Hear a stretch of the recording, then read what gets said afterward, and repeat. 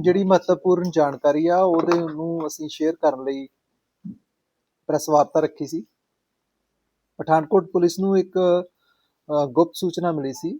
ਮੈਂ ਇੱਥੇ ਜਿਸ ਸ਼ਖਸ ਦਾ ਨਾਮ ਕਿਉਂਕਿ ਜੁਵਨਾਈਲ ਜਸਟਿਸ ਕਰਕੇ ਉਹਦਾ ਕਾਲਪਨਿਕ ਨਾਮ ਲੈ ਰਿਹਾ, ਉਹਦਾ ਅਸਲ ਨਾਮ ਨਹੀਂ ਹੈ।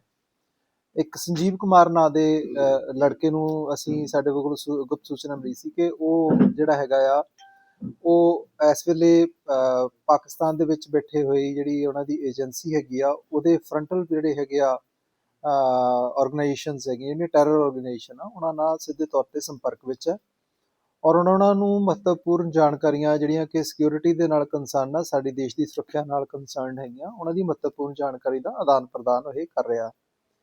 ਔਰ ਅਕ੍ਰੋਸ ਦੀ ਬਾਰਡਰ ਜਿਹੜੇ ਹੈਗੇ ਆ ਉੱਥੇ ਦੇ ਜਿਹੜੇ ਹੈਗੇ ਆ ਮਿਲਟਰੀ ਦੇ ਆਫੀਸਰਸ ਤੇ ਏਜੰਸੀਜ਼ ਦੇ ਜਿਹੜੇ ਹੈਗੇ ਆ ISI ਏਜੰਸੀ ਦੇ ਹੈਗੇ ਹੋਰ ਹੈਗੇ ਆ ਉਹਨਾਂ ਦੇ ਆਫੀਸਰਸ ਹੈਗੇ ਆ ਜਾਂ ਉਹਨਾਂ ਦੀਆਂ ਫਰੰਟਲ ਆਰਗੇਨਾਈਜੇਸ਼ਨ ਜਿਹੜੀਆਂ ਟੈਰਰ ਮੋਡਿਊਲ ਚਲਾਉਂਦੀਆਂ ਹੈਗੀਆਂ ਉਹਨਾਂ ਨਾਲ ਇਹ ਜਿਹੜਾ ਇਨ ਟੱਚ ਵਿੱਚ ਹੈਗਾ। ਸੋ ਇਸ ਸੂਚਨਾ ਦੇ ਆਧਾਰ ਤੇ ਅੱਜ ਉਸ ਨੂੰ ਅਸੀਂ ਗ੍ਰਿਫਤਾਰ ਕੀਤਾ। ਜਦੋਂ ਉਸ ਦੀ ਕਾਇਦੇ ਮੁਤਾਬਕ ਜਿਹੜੀ ਹੈਗੀ ਆ ਉਹ ਅਸੀਂ ਪੁੱਛਗਿੱਛ ਕੀਤੀ ਆ। ਪੁੱਛਗਿੱਛ ਕਰਨ ਦੇ ਦੌਰਾਨ ਔਰ ਉਹਦੇ ਕੋਲ ਜਿਹੜੇ ਮੋਬਾਈਲ ਫੋਨ ਬਰਾਮਦ ਹੋਏ ਆ ਉਹ ਸਾਡੇ ਵਾਸਤੇ ਵੀ ਚੁਕਾ ਦੇਣ ਵਾਲੇ ਸੀਗੇ। ਔਰ ਇਹ ਜਿਹੜਾ ਬੱਚਾ ਇਹਦੀ ਉਮਰ 15 ਸਾਲ ਹੈ।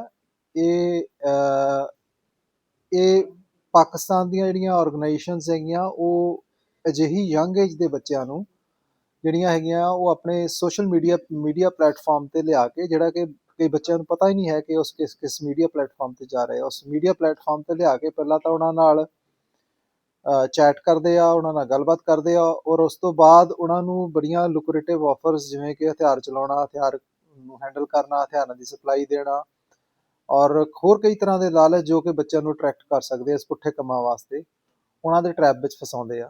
ਔਰ ਇਹ ਜਾਣਕਾਰੀ ਵੀ ਉਹਨਾਂ ਕੋਲ ਬੱਚਿਆਂ ਕੋਲ ਲੈ ਲਈ ਜਾਂਦੀ ਆ ਕਿ ਉਹ ਕਿਸ ਤਰ੍ਹਾਂ ਦੀ ਮੁਸ਼ਕਲ ਦਾ ਸਾਹਮਣਾ ਕਰ ਰਹੇ ਆ। ਇਸ ਬੱਚੇ ਦੇ ਵਾਸਤੇ ਇੱਕ ਫੈਮਿਲੀ ਬੈਕਗਰਾਉਂਡ ਇਹ ਕਿ ਇਹਦੇ ਫਾਦਰ ਦੀ ਡੈਥ ਹੋ ਚੁੱਕੀ ਆ ਔਰ 1.5 ਸਾਲ ਪਹਿਲਾਂ ਡੈਥ ਹੋਈ ਸੀ। ਤਾਂ ਔਰ ਇਹਨੂੰ ਸ਼ੱਕ ਸੀਗਾ ਕਿ ਸ਼ਾਇਦ ਮੇਰੇ ਫਾਦਰ ਦਾ ਮਰਡਰ ਹੋਇਆ, ਜਿਹੜਾ ਕਿ JNK ਦੇ ਵਿੱਚ ਸਥਿਤ ਹੈ, ਇਹਦਾ ਆਪਣਾ ਰਿਹਾਇਸ਼ੀ ਜ਼ਿਲ੍ਹਾ ਜਿਹੜਾ JNK 'ਚ ਆ। ਪਰ ਸਾਡੀ ਜਿਹੜੀ ਅਸੀਂ ਮਜ਼ੀਦ ਪੁੱਛਗਿੱਛ ਕੀਤੀ ਆ, ਅਸੀਂ ਤਫਤੀਸ਼ ਕੀਤੀ, ਉਹ ਤੋਂ ਇਹ ਪਾਇਆ ਨਹੀਂ ਗਿਆ ਕਿ ਉਹਨਾਂ ਦਾ ਮਰਡਰ ਹੋਇਆ ਸੀ। ਪਰ ਬੱਚੇ ਦੀ ਮਾਨਸਿਕਤਾ ਉੱਤੇ ਅਸਰ ਕਰ ਗਿਆ ਕਿ ਮੇਰੇ ਫਾਦਰ ਦਾ ਮਰਡਰ ਹੋਇਆ। ਉਸ ਡੈਸਪਰੇਸ਼ਨ ਨੂੰ ਲੈ ਕੇ ਅਲੱਗ-ਅਲੱਗ ਪਲੇਟਫਾਰਮਸ ਦੇ ਉੱਤੇ ਜਿਹੜਾ ਹੈਗਾ ਆ ਇਹਨੇ ਜਾਣ ਦੀ ਕੋਸ਼ਿਸ਼ ਕੀਤੀ। ਉਸ ਕੋਸ਼ਿਸ਼ ਦੌਰਾਨ ਇਹ ਜਿਹੜੇ ਹੈਗੇ ਆ ਇਹ ਜਿਹੜੀਆਂ ਪਾਕਿਸਤਾਨ ਦੀਆਂ ਏਜੰਸੀਜ਼ ਆ ਉਹਨਾਂ ਦੇ ਫਰੰਟਲ ਫੇਸਿਸ ਹੈਗੇ ਆ, ਉਹਨਾਂ ਦੇ ਟਰੈਪ ਦੇ ਵਿੱਚ ਫਸ ਗਿਆ। ਇਸ ਦਾ ਕਿਸ ਰਿਲੀਜਨ ਤੋਂ ਬਿਲੋਂਗ ਕਰਦੇ ਜਾਣਕਾਰੀ? ਇਹ ਹਿੰਦੂ ਰਿਲੀਜਨ ਨੂੰ ਬਿਲੋਂਗ ਕਰਦਾ ਜੀ। ਇਸ ਤੋਂ ਇਲਾਵਾ ਜਿਹੜਾ ਇਹਨੇ ਮੋਬਾਈਲ ਫੋਨ ਜਿਹੜਾ ਇਹਦੇ ਕੋਲ ਸੀਗਾ, ਉਹ ਮੋਬਾਈਲ ਫੋਨ ਹਾਲਾਂਕਿ ਆਪ ਬੜਾ ਇਹ ਸਮਾਰਟ ਆ, ਟੈਕ ਸੇਵੀ ਆ ਔਰ ਇਹਦੇ ਮੋਬਾਈਲ ਫੋਨ ਨੂੰ ਉੱਧਰ ਜਿਹੜੀਆਂ ਆਰਗੇਨਾਈਜੇਸ਼ਨਸ ਹੈਗੀਆਂ ਬੈਠੀਆਂ ਉਹਨਾਂ ਨੇ ਇਹਦੇ ਫੋਨ ਨੂੰ ਵੀ ਇਹਦੀ ਜਿਹੜੀ ਹੈਗੀ ਆ ਸਾਰੀ ਦੀ ਸਾਰੀ ਇਨਫੋਰਮੇਸ਼ਨ ਇਹਦੇ ਫੋਨ ਤੋਂ ਡਾਇਰੈਕਟ ਜਿਹੜੀ ਹੈਗੀ ਆ ਥਰੂ ਕਲੋਨਿੰਗ ਜਿਹੜੀ ਹੈਗੀ ਆ ਉਹ ਲੈਣੀ ਸ਼ੁਰੂ ਕਰ ਦਿੱਤੀ ਸੀ। ਔਰ ਇਹਨੇ ਮਹੱਤਵਪੂਰਨ ਲੋਕੇਸ਼ਨਸ ਦੀਆਂ ਕੁਝ ਵੀਡੀਓਗ੍ਰਾਫੀ ਜਿਹੜੀਆਂ ਕਰਕੇ ਜਿਹੜੀਆਂ ਹੈਗੀਆਂ ਉਹ ਜਿਹੜੀਆਂ ਹੈਗੀਆਂ ਉਹਦੀ ਇਨਫੋਰਮੇਸ਼ਨ ਇਹਨੇ ਜਿਹੜੀ ਹੈਗੀ ਆ ਉਹ ਲੈ ਰੱਖੀ ਸੀਗੀ। ਔਰ ਪੋਸੀਬਲੀ ਕਿਉਂਕਿ ਇਹਦਾ ਫੋਨ ਜੇਕਰ ਉਹ ਹੈਕ ਹੋਇਆ ਤਾਂ ਉਹ ਲਾਈਵ ਵੀ ਜਾ ਸਕਦਾ ਹੈਗਾ।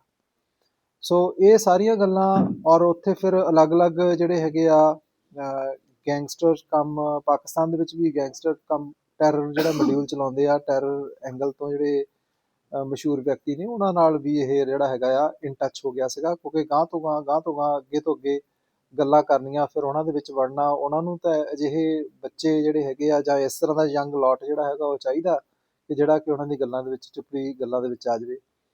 ਸੋ ਅਸੀਂ ਸਮਝਦੇ ਹਾਂ ਕਿ ਸਾਡੀ ਤੇ ਇਸ ਬੱਚੇ ਦੀ ਵੀ ਖੁਸ਼ਕਿਸਮਤੀ ਆ ਕਿ ਸਾਨੂੰ ਸਮੇਂ ਸਿਰ ਸੂਚਨਾ ਮਿਲ ਗਈ ਔਰ ਇਸ ਬੱਚੇ ਨੂੰ ਅਸੀਂ ਕਾਬੂ ਕੀਤਾ। ਹਾਲਾਂਕਿ ਉਹਦੇ ਖਿਲਾਫ ਅਪਰਾਧਿਕ ਮਾਮਲਾ ਦਰਜ ਕੀਤਾ ਗਿਆ, ਪਰ ਅਸੀਂ ਚਾਹਾਂਗੇ ਕਿ ਅਜਿਹੇ ਬੱਚਿਆਂ ਦੀ ਸ਼ਨਾਖਤ ਕਰਕੇ ਇਹਨਾਂ ਨੂੰ ਮੁੱਖ ਧਾਰਾ ਵਿੱਚ ਲੈ ਕੇ ਆਈਏ, ਮੁੱਖ ਧਾਰਾ ਵਿੱਚ ਲੈ ਕੇ ਆਈਏ। ਔਰ ਇਸ ਤੋਂ ਇਲਾਵਾ ਜਦੋਂ ਇਸ ਦੀ ਪੁੱਛਗਿੱਛ ਕੀਤੀ ਗਈ ਆ, ਇਹਦਾ ਸਾਰਾ ਖੰਗਾਲਿਆ ਗਿਆ ਸਿਸਟਮ ਨੂੰ, ਜਿਹੜਾ ਕਿ ਇਹਦੀ ਨੈਟਵਰਕਿੰਗ ਨੂੰ ਖੰਗਾਲਿਆ ਗਿਆ, ਉਹਦੇ ਵਿੱਚ ਬਾਰਡਰ ਏਰੀਏ ਦੇ ਜਿਹੜੇ ਹੈਗੇ ਆ ਕੁਛ ਉਹਨਾਂ ਕਿਉਂਕਿ ਹਜੇ ਉਹਨਾਂ ਨੂੰ ਫਿਜ਼ੀਕਲੀ ਨਹੀਂ ਵੇਖਿਆ, ਪਰ ਸਾਨੂੰ ਲੱਗਦਾ ਕਿ ਉਹ ਵੀ ਯੰਗ ਉਮਰ ਦੇ ਜਿਹੜੇ ਹੈਗੇ ਆ ਲੜਕੇ ਆ ਜਿਹੜੇ ਇਹਦੇ ਨਾਲ ਇੱਕ ਚੇਨ ਰਿਐਕਸ਼ਨ ਦੇ ਵਿੱਚ ਹੈਗੇ ਆ, ਜਿਹੜੇ ਕਿ ਉਹ ਵੀ ਇਸ ਤਰ੍ਹਾਂ ਦੀ ਗਤੀਵਿਧੀਆਂ ਵਿੱਚ ਭਾਗ ਲੈਣ ਲਈ ਉਤਸੁਕ ਹੈਗੇ ਆ, ਔਰ ਜਾਂ ਇਹ ਕਹਿ ਲਓ ਕਿ ਉਹ ਆਲਰੇਡੀ ਜਿਸ ਤਰ੍ਹਾਂ ਇਹ ਫਸਿਆ ਹੋਇਆ ਉਸ ਤਰ੍ਹਾਂ ਉਹ ਵੀ ਫਸੇ ਹੋਏ ਆ। ਇਹਦੇ ਬਾਰੇ ਸਾਰੀ ਅਸੀਂ ਜਾਣਕਾਰੀ ਸੰਬੰਧਿਤ ਸਾਡੇ ਉੱਚ ਅਧਿਕਾਰੀਆਂ ਨੂੰ ਤੇ ਬਾਕੀ ਜਿਹੜੇ ਹੈਗੇ ਪੂਰੇ ਜਿੱਥੇ ਜਿੱਥੇ ਵੀ ਸਾਨੂੰ ਪਤਾ ਲੱਗਿਆ ਸੀਗਾ ਉਹਨਾਂ ਡਿਸਟ੍ਰਿਕਟ ਦੇ ਜ਼ਿਲ੍ਹਾ ਮੁਖੀਆਂ ਨੂੰ ਅਸੀਂ ਪ੍ਰਦਾਨ ਕਰ ਦਿੱਤੀ ਹੈ, ਉਹਨਾਂ ਤੇ ਕੰਮ ਚੱਲ ਰਿਹਾ। ਸਰ ਕਿੰਨੀ ਦੇਰ ਤੋਂ ਇਹ ਟੱਚ ਦੇ ਵਿੱਚ ਸੀ? ਤਕਰੀਬਨ 1 ਸਾਲ ਤੋਂ ਇਹ ਜਿਹੜਾ ਹੈਗਾ ਆ ਇਹ ਇਨ ਟੱਚ ਸੀਗਾ। ਸਰ ਉਮਰ ਕਿੰਨੀ ਦੱਸੀ ਸਰ? 15 ਸਾਲ ਇਹਦੀ ਉਮਰ ਹੈ, ਇਹਦੀ ਉਮਰ 15 ਸਾਲ ਹੈ ਤੇ ਇਹ 9ਵੀਂ ਵਿੱਚ ਦਾਖਲ ਹੋਇਆ ਸੀ। 14 ਇਹਦੇ ਐਕਚੁਅਲੀ ਪੂਰੇ ਹੋਏ, 15ਵਾਂ ਲੱਗਿਆ ਇਹਨੂੰ। ਸੋ ਉਮਰ ਬਹੁਤ ਛੋਟੀ ਹੈ, ਪਰ ਜਿਸ ਤਰ੍ਹਾਂ ਇਹ ਦਾਖਲ ਹੋਇਆ ਸਿਸਟਮ ਦੇ ਵਿੱਚ, ਜੇਕਰ ਇਹ ਖੁਦਾ ਨਾ ਖਾਸਤਾ ਸਾਡੇ ਹੱਥ ਨਾ ਆਉਂਦਾ ਜਾਂ ਸਾਨੂੰ ਸੂਚਨਾਵਾਂ ਨਾ ਆਦਾਨ ਪ੍ਰਦਾਨ ਹੁੰਦੀਆਂ ਤੇ ਇਹ ਜਿਸ ਤਰੀਕੇ ਨਾਲ ਇਹਦੀ ਤਿਆਰੀ ਚੱਲ ਰਹੀ ਸੀਗੀ ਅੱਗੇ ਤੋਂ ਅੱਗੇ, ਤੇ ਇਹ ਕਿਸੇ ਵੀ ਘਟਨਾ ਨੂੰ ਅੰਜਾਮ ਦੇ ਸਕਦਾ ਸੀ। ਸਰ ਲੋਕਾਂ ਨੂੰ ਕੀ ਸੁਨੇਹਾ ਦਿਓਗੇ, ਕਿਉਂ ਅੱਜ ਕੱਲ੍ਹ ਬੱਚੇ ਜਿਹੜੇ ਮੋਬਾਈਲ ਤੇ ਜ਼ਿਆਦਾ ਆਪਣਾ ਟਾਈਮ ਬਿਤਾਉਂਦੇ? ਦੇਖੋ, ਸਾਡੀ ਸਾਰੇ ਪੇਰੈਂਟਸ ਨੂੰ, ਈਵਨ ਟੀਚਰਸ ਨੂੰ ਵੀ ਸਾਡੀ ਸਲਾਹ ਹੈਗੀ ਆ ਕਿ ਆਪਣੇ ਬੱਚਿਆਂ ਦਾ ਖਾਸ ਵਿਸ਼ੇਸ਼ ਧਿਆਨ ਰੱਖੋ, ਉਹਨਾਂ ਨਾਲ ਦੋਸਤਾਨਾ ਮਾਹੌਲ ਵਿੱਚ ਰਹੋ।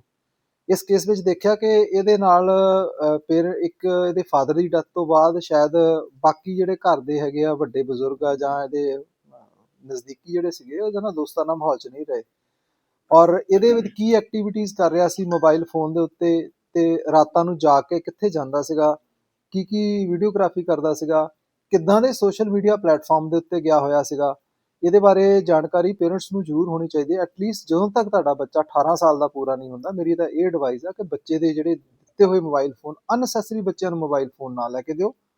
ਜੇਕਰ ਬਹੁਤ ਜ਼ਰੂਰਤ ਹੈ, ਪੜ੍ਹਾਈ ਵਾਸਤੇ ਚਾਹੀਦਾ, ਹਾਂ ਉਹਨੇ ਟਾਈਮ ਟੂ ਟਾਈਮ ਲੈ ਕੇ ਦਿਓ। ਹਰ ਵੇਲੇ ਬੱਚੇ ਕੋਲ ਮੋਬਾਈਲ ਫੜੀ ਰੱਖਣਾ ਔਰ ਜਿਹੜਾ ਉਸ ਤੋਂ ਉਹਦੀ ਦੁਰਵਰਤੋਂ ਇਹ ਜਿਹੜੀ ਹੈਗੀ ਆ ਉਹ ਸ਼ੁਰੂ ਹੋ ਜਾਂਦੀ ਆ।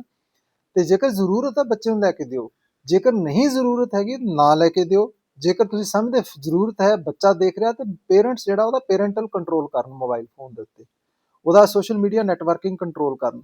ਇਹਦੇ 'ਚ ਕੋਈ ਬਹੁਤੀ ਜ਼ਿਆਦਾ ਇਹ ਨਹੀਂ ਹੈਗੀ ਕਿ ਬੱਚੇ ਦੀ ਆਜ਼ਾਦੀ ਤੇ ਕੋਈ ਖਤਰਾ ਹੈ, ਬੱਚੇ ਦੀ ਆਜ਼ਾਦੀ ਤੇ ਕੋਈ ਖਤਰਾ ਨਹੀਂ। ਜੇਕਰ ਬੱਚੇ ਸਾਡੇ ਵਿਗੜ ਜਾਣਗੇ ਤੇ ਕੱਲ੍ਹ ਨੂੰ ਫਿਰ ਇਹੋ ਜਿਹੇ ਇੰਜਾਮ ਜਿਹੜੇ ਹੈਗੇ ਤੁਹਾਨੂੰ ਦੇਖਣੇ ਪੈਣਗੇ।